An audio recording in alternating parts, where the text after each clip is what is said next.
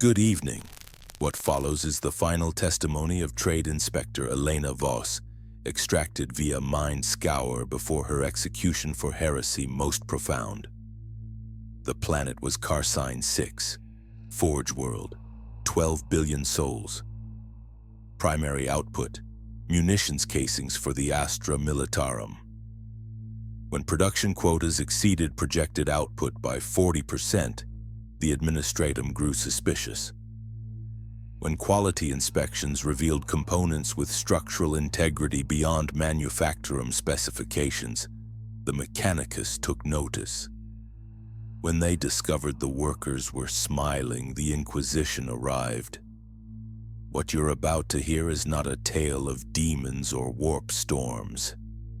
It's a story of efficiency, of dedication, of workers who loved their craft so deeply that reality itself began to bend. The Dark Prince rewards perfection, you see.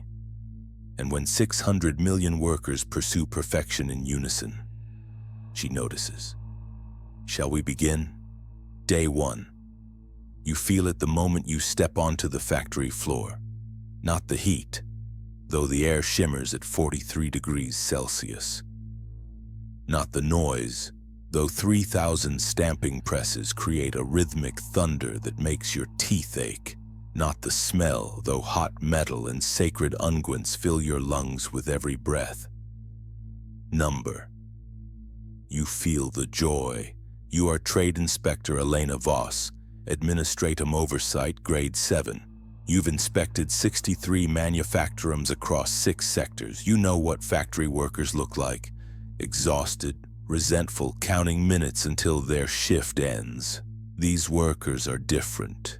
They're singing, not the monotone hymns of the Mechanicus, not the solemn dirges of the ecclesiarchy. Something else. Harmonies that shouldn't work, melodies that make your skin prickle.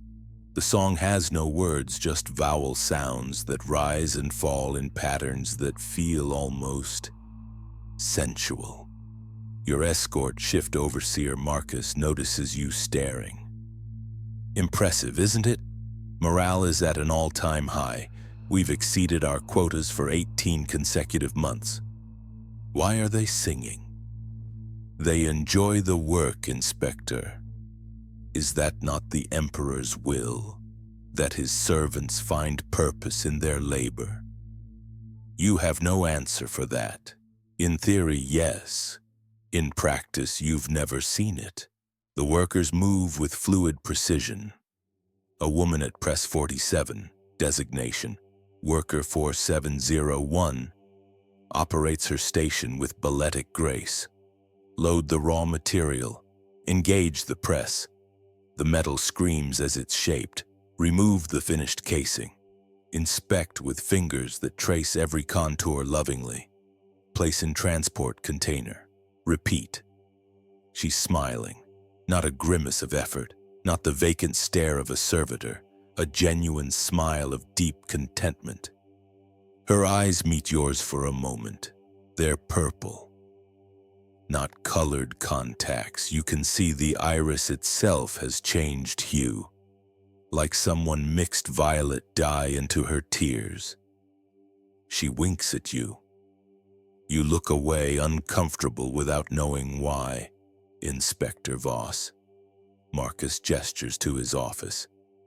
Perhaps we should review the production data in more comfortable surroundings. You follow him, grateful to leave the floor. But the singing follows you.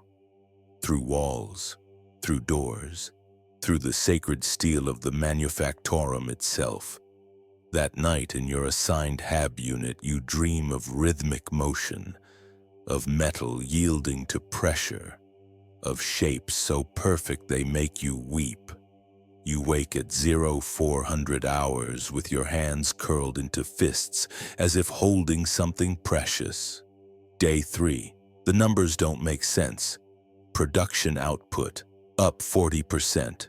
Worker injury rate, down 72%. Equipment malfunction, down 60%. Employee turnover, 0 for 21 months. 0 turnover. On a Forge world, where average lifespan is 37 years and workers die regularly from industrial accidents. How? You ask Marcus during your second factory tour. Morale, he says simply. When workers love what they do, accidents decrease. When they take pride in their craft, they maintain equipment properly. When they feel valued, they stay. It sounds reasonable. It sounds like propaganda. It sounds like heresy. You watch Worker 4701 again. You've started thinking of her as the purple-eyed woman. She's been at her press for 6 hours straight. No breaks, no water, no decrease in efficiency. She's still smiling. Her movements have become more elaborate, not wasteful. Every motion serves the work, but graceful, artistic, like a dancer interpreting music only she can hear. Then you notice her neck. There's something there, just below her jawline. A small metallic disc, barely visible beneath the grime.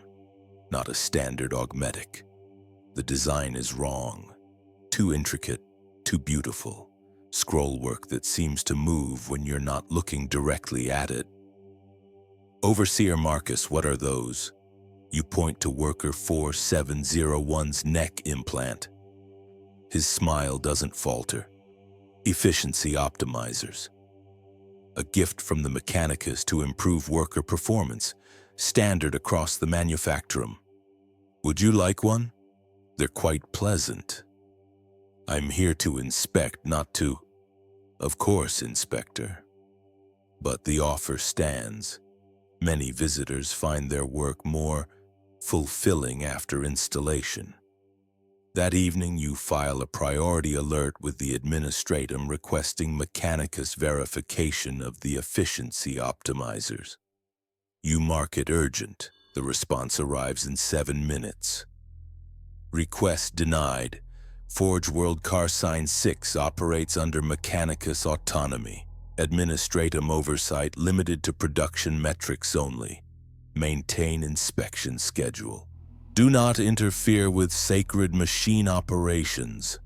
You stare at the message for a long time. Through your window, you can hear the night shift singing. Day 7. You dream about the press now. Not nightmares, pleasant dreams. You're standing at a station, your station, and the metal flows like water beneath your hands. Each piece you create is perfect. Beyond perfect. The Emperor himself would weep to see such craftsmanship.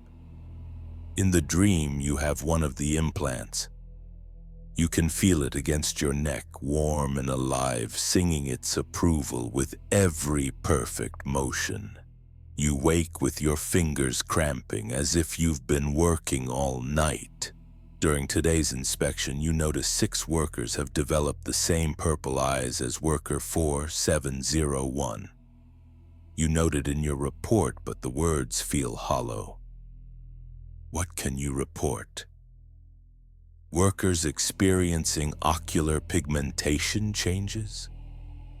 The administratum will dismiss it as environmental factors. At 1400 hours, Worker 6843 suffers an accident. His hand is caught in the stamping mechanism. The press comes down. You expect screaming. Blood. The normal response to catastrophic injury. Instead, Worker 6843 gasps with what sounds like ecstasy. His hand is crushed. You can see bone fragments and pulped flesh, but his face shows rapture. Pure, transcendent joy. It felt perfect, he whispers as Medici Servitors arrive.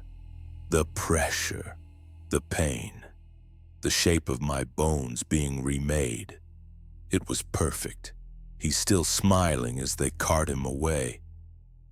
Worker 4701 approaches you after the incident. Up close, you can see the implant clearly now. It pulses faintly, in rhythm with her heartbeat. Or maybe it's her heartbeat matching the pulse. You're not certain anymore. You could feel it too, Inspector. she says softly. The joy, the purpose, the love of the craft. All you have to do is accept the gift. I'm here to inspect, not to... You've been here 7 days, she interrupts. You've watched us, studied us. You know what we have. You know what you're missing. She touches her implant, fingers caressing it like a lover's skin. One small disc, one moment of installation, and you'll understand why we sing. You should refuse. You should call for immediate extraction. You should file for inquisitorial intervention. Instead, you hear yourself say, how? Day 14. The installation takes 6 minutes.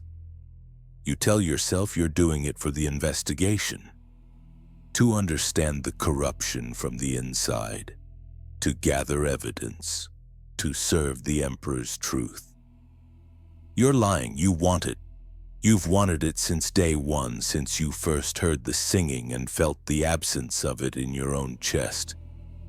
Since you first saw Worker 4701 smile and realized you couldn't remember the last time you felt genuine joy.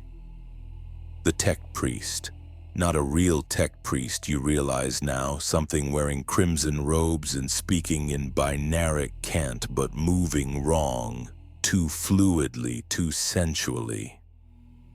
Places the disc against your neck. The pain is exquisite.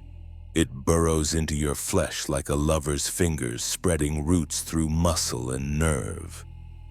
You feel it connect to your brainstem, to your pleasure centers, to parts of your neurology the mechanicus has names for, but you never learned.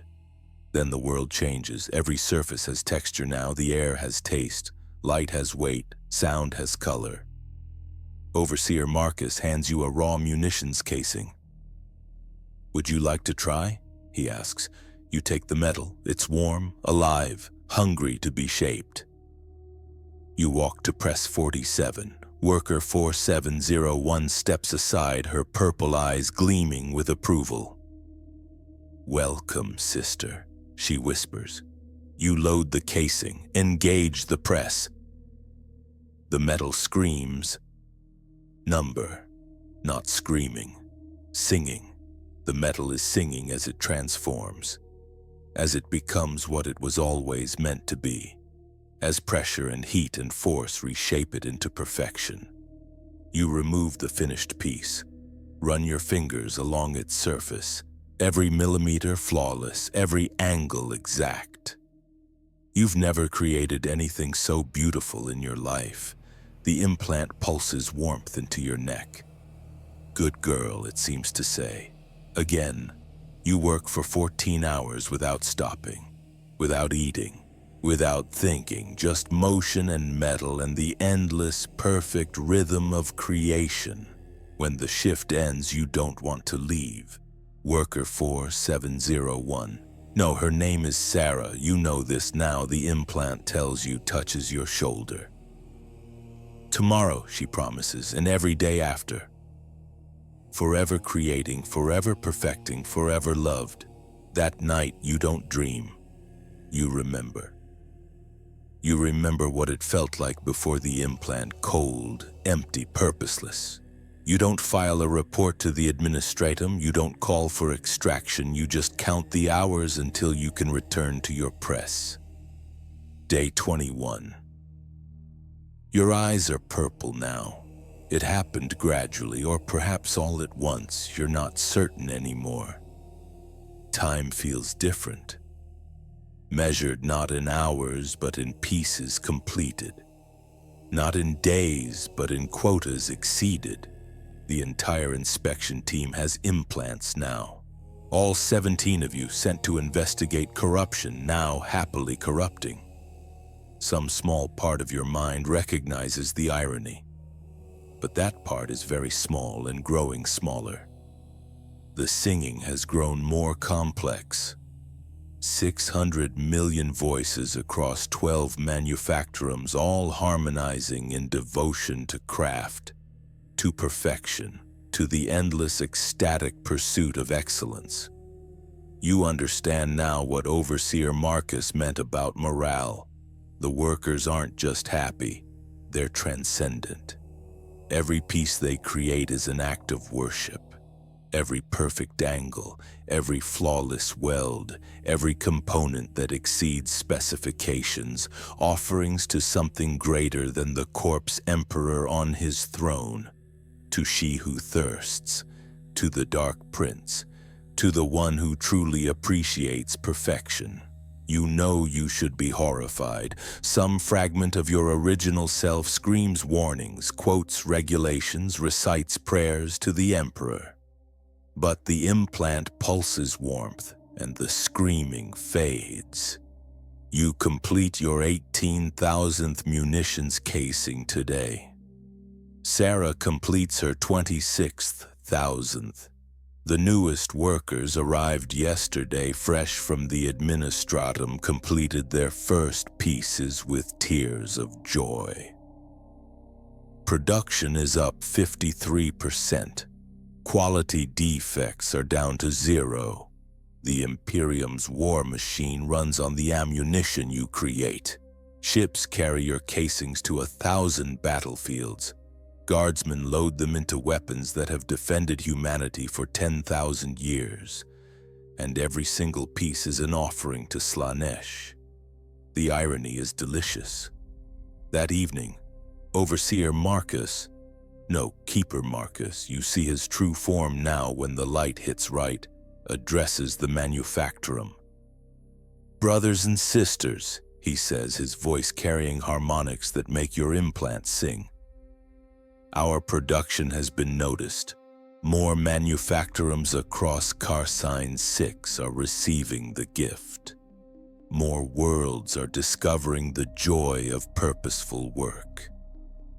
The Imperium takes our offerings and spreads them across the galaxy, never knowing each perfect piece carries her blessing.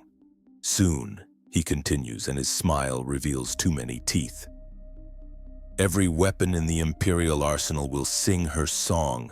Every munition will carry her mark. Every soldier who fires our rounds will feel a whisper of the pleasure we know. And then," he concludes, "the war will truly begin. Not a war of conquest, a war of conversion, one perfect piece at a time. You applaud with the others, not because you're forced, because you understand, because you believe, because you love the work." Ordo Hereticus Classified Report Forge World Carsign 6 compromised. Estimated corruption 12 billion souls. Slaaneshi infection spread through neural interface technology disguised as efficiency augmetics. Production output maintained for 21 months before detection. An estimated 600 trillion munitions components distributed across Imperium war zones before quarantine. Trade Inspector Elena Vos, executed via mind scour and subsequent burning. Final testimony revealed systematic corruption of 73 other Forge worlds using identical methodology. Carsign 6, Exterminatus authorized. Cyclonic torpedoes deployed. Planet rendered Perdita. Secondary intelligence note. Recovered munitions from Carsign 6 show no warp corruption. They function exactly as specified. Quality exceeds Imperial standards. This is the horror. The workers genuinely created superior products. The corruption made them better at their work. Recommendation: destroy all Carsign 6 munitions across the Imperium. Recommendation: status: denied.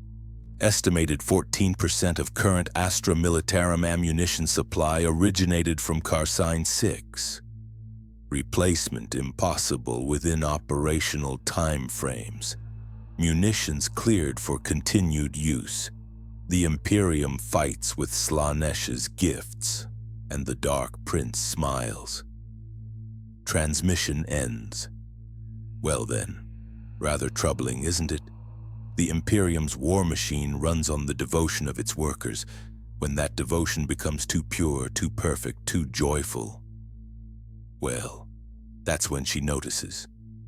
I do hope you find purpose in your work, but not too much purpose. Not such purpose that you'd weep for joy at your desk. Not such purpose that you'd work through exhaustion just to feel the pleasure of completion. Because that's when the implants start looking appealing. This has been Tales of the Ordo Obscurus. Sleep soundly. And if you dream of working, of creating, of achieving perfection in your craft, try to wake up. Good night.